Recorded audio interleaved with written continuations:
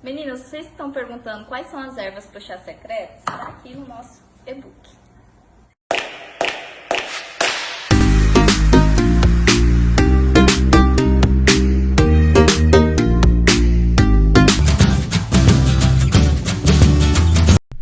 E para chegar nas fitas, vamos entender o caso, porque tem gente aqui que nem sabe do que a gente está falando.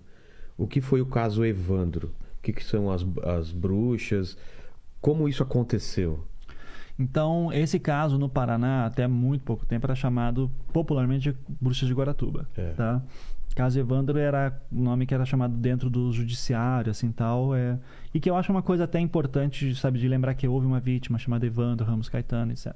O Evandro Ramos Caetano, ele tinha 6 anos de idade e no dia 6 de abril de 1992 ele desapareceu. Ele morava perto da escola onde estudava e a mãe trabalhava, ele estudava de tarde. Uma manhã ele foi lá com a mãe na escola. Ele disse: mãe, eu esqueci um minigame que me trouxeram nesse final de semana, eu queria ir lá buscar. Daí ele vai lá e nunca volta. Nossa, foi nesse Daí espaço? o minigame estava ainda na casa, a casa... Ele não chegou então Ele não chegou a entrar em casa. E daí começou, né? Cadê meu filho? Né? E naquela época, Guaratuba, no estado do Paraná, por conta principalmente do caso Guilherme Tiburtius, que ocorreu um ano antes, em 91, e tem uma discussão que estavam sumindo mais crianças ou começou-se a reportar-se sumiço de crianças. Entendi. Tá? A gente não tem dados para responder isso. Não tem, porque não existia um sistema de informação, tal, que é um absurdo. O que né? sabia desse caso de um ano antes. De um ano antes, e sabia-se. Daí o caso de Guilherme Tiburcio começou a chamar atenção para outros casos, daí os jornais começaram a falar mais sobre os casos que aconteciam. Daí quando o Evandro desapareceu, ok, é mais um caso de criança desaparecida. E não apenas isso, já era o segundo caso em Guaratuba. Né? Só que o primeiro caso ninguém deu muita atenção, que foi 2 meses antes, que era um menino chamado Leandro Bossi, de 7 anos, muito fisicamente parecido com o Evandro. Os dois eram loiros, olhos claros, né? Podia ter um padrão. Então, na mesma cidade, crianças parecidas, com idades próximas, desaparecem no espaço de 2 meses, alguma coisa estranha está acontecendo. Daí some o Evandro, e o Evandro... Só que o Leandro Bossi, a primeira criança, é filho de pescador, sabe? Ninguém deu muita atenção, que é uma tragédia, né? Claro. Assim, você lê o inquérito do Leandro Bossi, é assim, desesperador. O do Evandro, a família era funcionário da prefeitura, tinha algum contato mais próximo com o prefeito da cidade e tal, então o prefeito logo de cara traz o grupo de elite para cá, né? O prefeito tinha boas conexões também em Curitiba e chamou, daí era um grupo recém-formado de tática de sequestro, esperado na SWAT, era o Tigre. O Tigre, né? O grupo Tigre vai lá no dia seguinte, chega no dia 7 e já começa a fazer algumas investigações. Só que 5 dias depois que o Evandro desapareceu, no dia 11 de abril, sábado, aparece um corpo, né? E daí assim... Próximo? Acho que era 1 quilômetro da casa, tá? Mas Guaratuba também não é uma cidade muito grande, tá? Então as coisas todas são mais ou menos próximas. Você tem áreas que são bem afastadas, só que assim, esse núcleo urbano mesmo, você está falando de... Só que foi aparecendo um matagal, é um matagal que é envolto assim, até por uma área urbana, especialmente hoje em dia. Na época era menos. Mas apareceu no matagal que estava a 1 quilômetro da casa, mais ou menos. E esse corpo, ele estava mutilado, né? Ele estava sem as mãos, sem dedos dos pés, estava escalpelado. Sem órgãos internos? E não apenas sem os órgãos internos, mas estava aberto, né? Estava todo aberto. Você mostrava as costelas, você vê as costelas assim dele.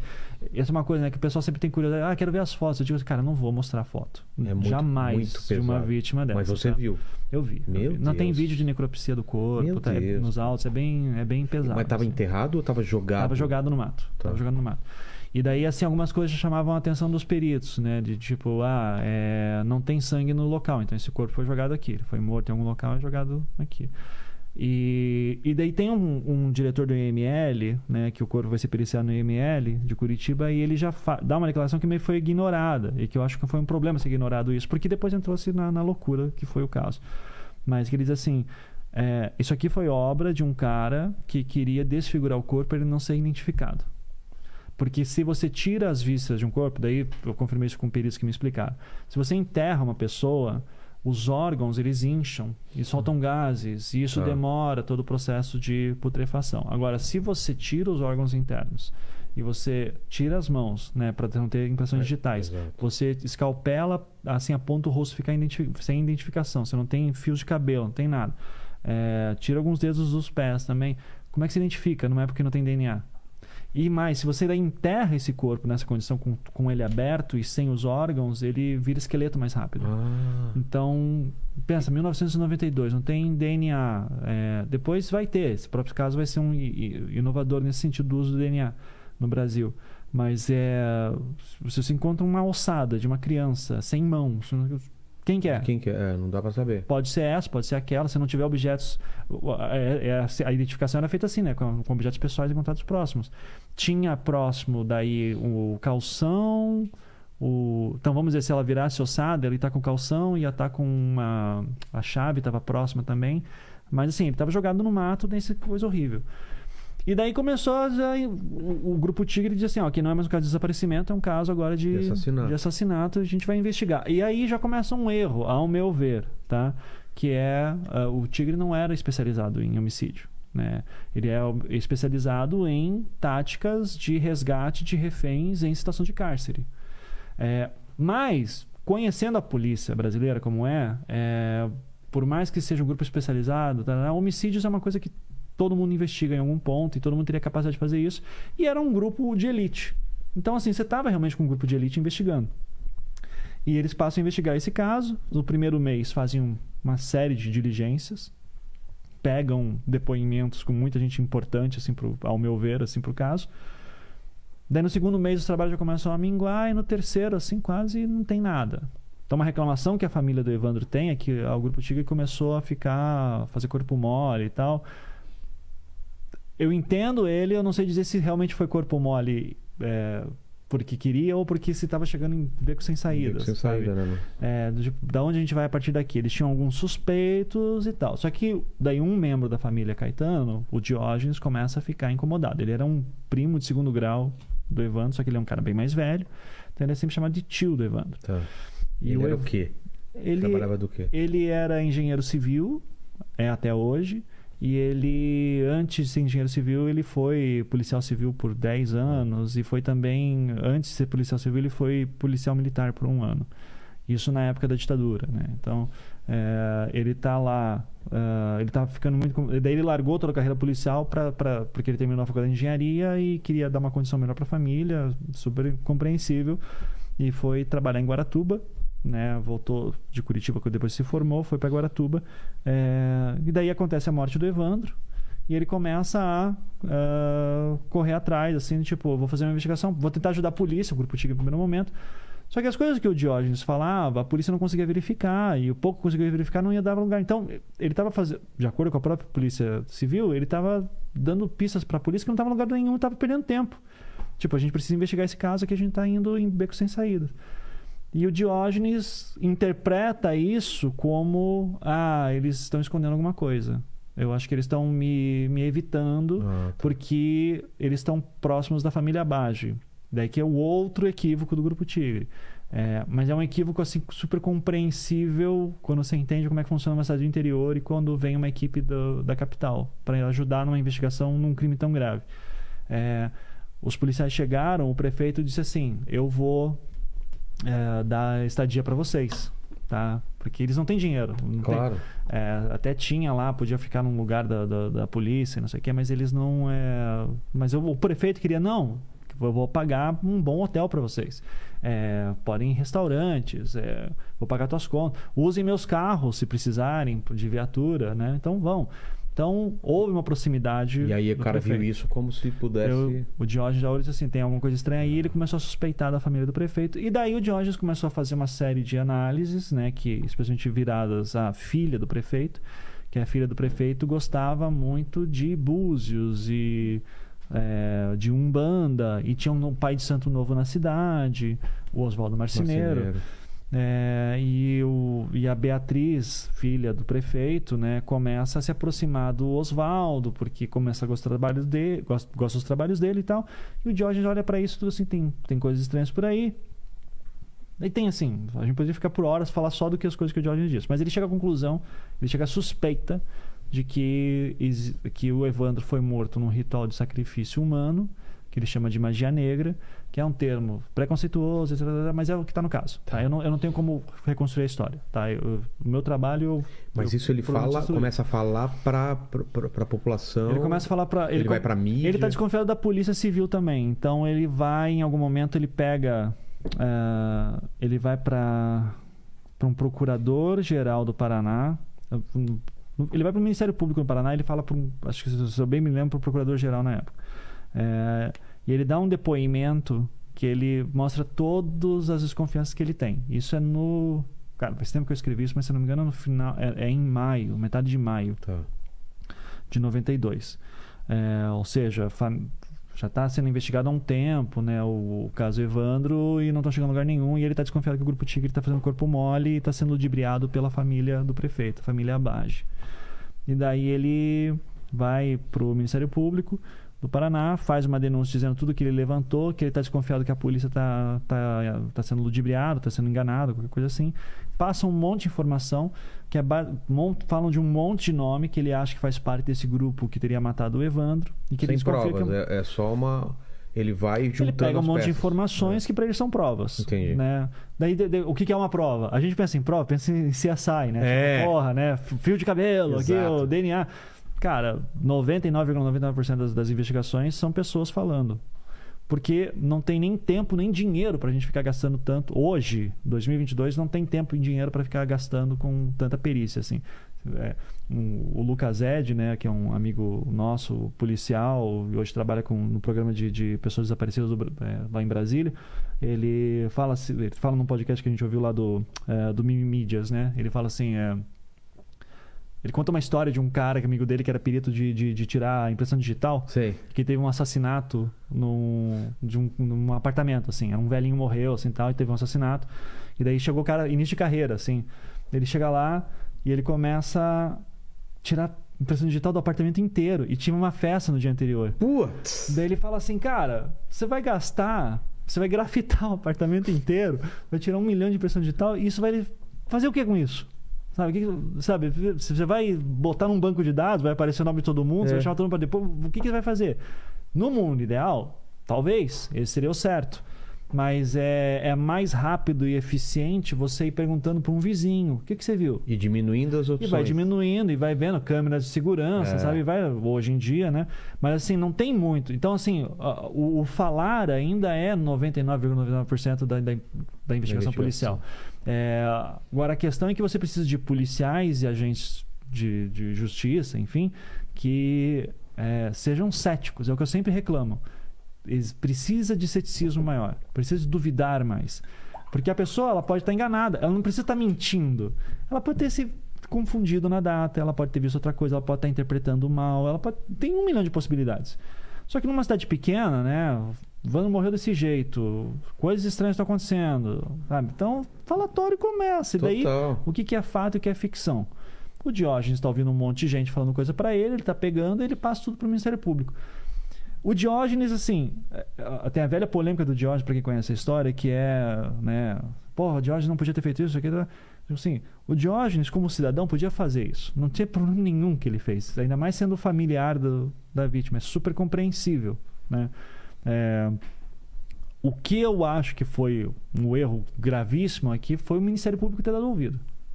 Porque o Ministério Público pega aquilo e chega à conclusão... O que é o certo? Ministério Público, estamos recebendo aqui, senhor secretário de Segurança, estamos recebendo uma denúncia que aquela equipe que está em Guaratuba investigando não está fazendo o trabalho direito e familiares estão desconfiados que eles estão envolvidos ou sendo ludibriados. Qual que é o certo? Tira aquela equipe e bota outra, então. É isso que tem que fazer. Polícia Civil que investiga. Mas o Ministério Público e a Secretaria de Justiça, Secretaria de Segurança, decidiu fazer uma coisa bizarra para a época, nem tão bizarra assim, vendo o contexto que era... Né, a gente acabou de sair do regime militar e tal, que manda uma equipe da Polícia Militar para investigar. A Polícia Militar não investiga. Só que ele tem um grupo de inteligência dentro da Polícia Militar, que é a P2, né, que daí tinha um grupo lá dentro que é o Grupo Águia, que era um grupo que era para pegar tráfico nas estradas, assim, sabe? E contrabando, tá? Era para ser uma equipe tática rápida, assim, que fazia uma investigação para já pegar o pessoal na estrada. O Águia era para isso. Tem essa coisa, né? O grupo Tigre da Civil, o grupo Águia. Parece que é ficção, né? Total. Mas é o Tigre versus Águia. E daí o Águia, esse grupo da PM, vai lá, pega as informações do Diógenes. Isso é muito claro que aconteceu, ainda mais com tudo que eu descobri depois. Pega todas as informações do Diógenes e daí comete o grande erro de toda investigação policial, de toda investigação de internet, de todas as pessoas que veem uma matéria, qualquer coisa assim, que eu tenho certeza que esse cara aqui é suspeito, eu só preciso fazer ele falar. Né? Então, que é o que a gente aprende com 24 horas, com qualquer filme policial. Eu tenho certeza que ele é culpado, não suspeito. Eu tenho certeza que esse cara é culpado, eu só preciso fazer ele falar. Putz. Então, que é o que Você a gente vê aprende isso em filme, né? Direto. Tipo assim, eu sei que esse cara é o culpado, eu sei que eu não sei o quê. Então, porra, eu tô vendo Peaky Blinders agora, por exemplo, do caralho, assim, tô quase usando boina de novo, sabe? É foda, assim, botando uma gilete, né? Os malditos Peaky Blinders. E assim, acho fantástico. Mas, porra, cara, você tem que ter noção que aquilo é ficção. Claro. Sabe? É importante e as pessoas não têm. Então as pessoas estão... E o pior, policiais não têm. Então os policiais entenderam que, tipo, não, o Jones falou aquilo, faz todo sentido o que você está falando. Então tem muita gente falando, vamos fazer esses caras falar, então. Deixa que eu faça o cara falar.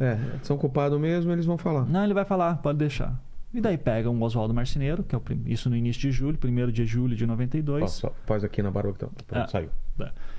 Mosquitinha? Não, era um negocinho brilhando. Devia ser água. Acho que é da água, tá. Ou guspi, qualquer coisa. O corpo humano.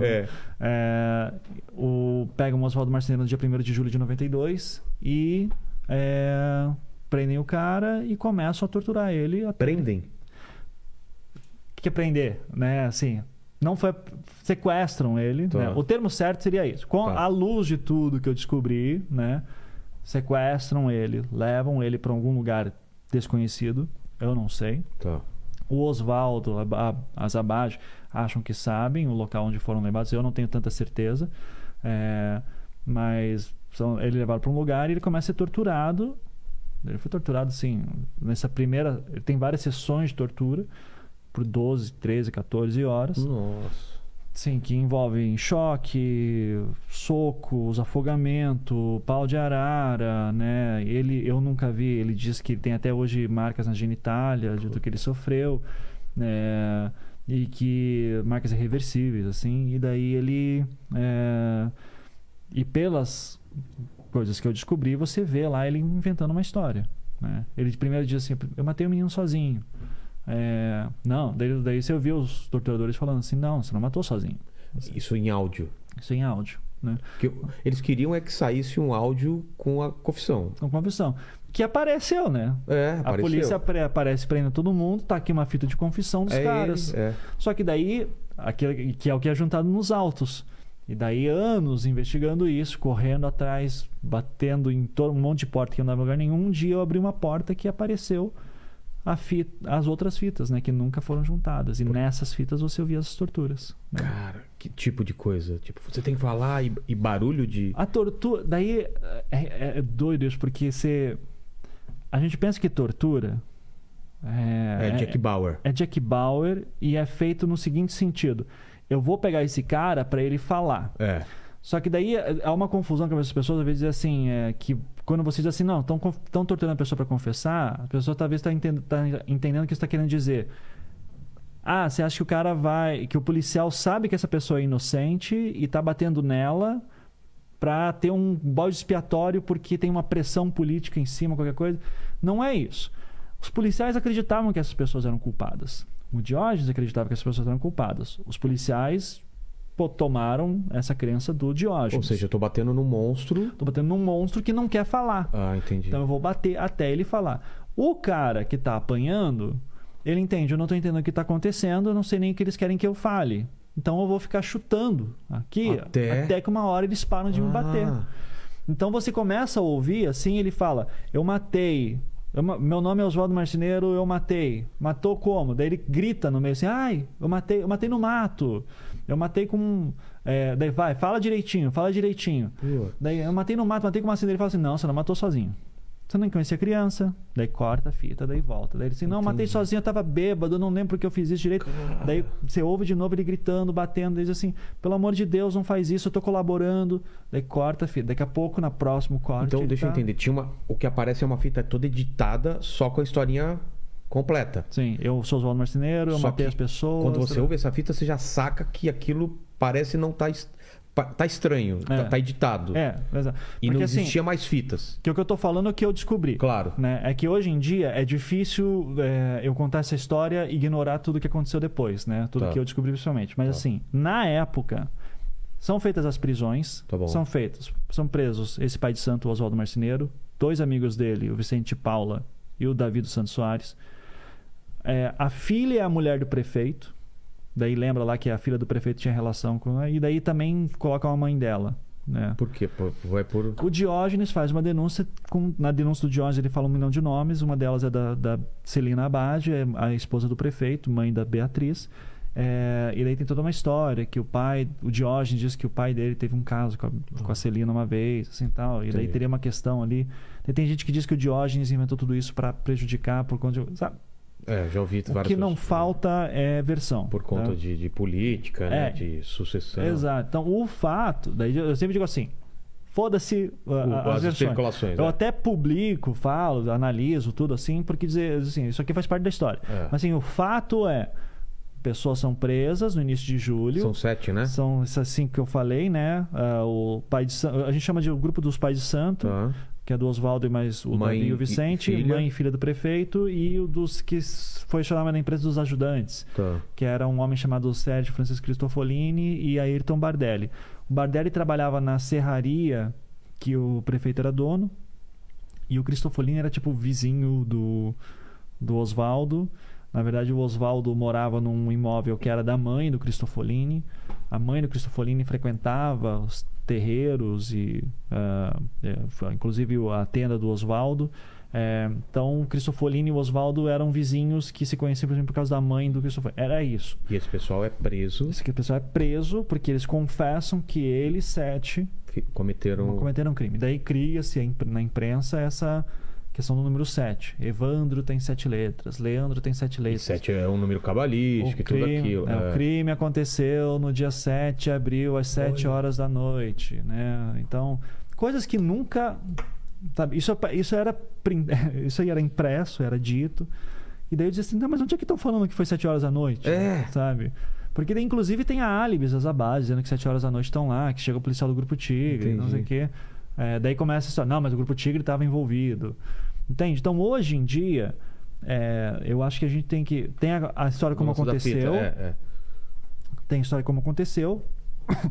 Mas não é mais possível contar a história como aconteceu hoje, depois do que a gente já sabe. Porque isso gera confusões. Exato. Mas porque a polícia militar, na época, daí prende as pessoas e entrega algumas fitas. Uma fita cassete, só áudio, com confissões da Beatriz e da Celina. É isso que leva à prisão, inclusive. Não... A prisão aconteceu da Zabage, porque como é que funciona a prisão no Brasil, né? Você só pode ser preso por flagrante ou por mandado de prisão.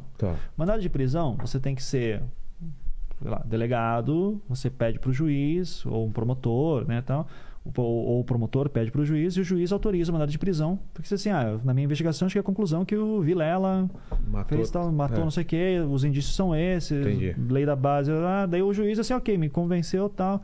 Prisão temporária, geralmente de 5 a 10 dias, né? E daí, nesse tempo de prisão temporária, a gente se encontra-se mais coisas, vai para uma preventiva e depois vai subindo. Ou você é preso por flagrante, do tipo, tá na hora, você acabou de matar a pessoa, ou fez qualquer coisa, prendeu, foi preso e tal. A coisa do Grupo Águia é estranha, da PM já é estranha, porque era uma PM que só pode prender flagrante. Você não tem PM pedindo pro juiz mandado de prisão. Mas eles dizem que tinha um mandado de prisão. E tem nos autos do processo um mandado de prisão muito estranho. Assim. Então, sabe, é tudo esquisito. Mandado de prisão pedido pela PM, com assinatura estranha.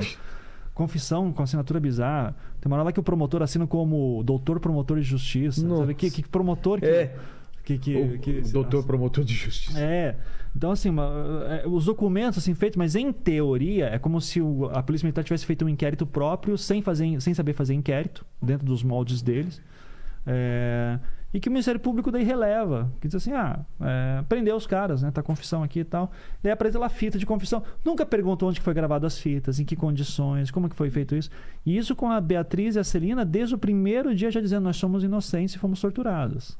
Desde o primeiro dia, perante o delegado. Não tem perícia na fita, não tem nada. O Ministério Público primeiro diz que não foi periciado, depois diz que a fita sumiu, que a fita apareceu de novo, sabe? O Ministério Público acha que eu inventei essas fitas. É mesmo?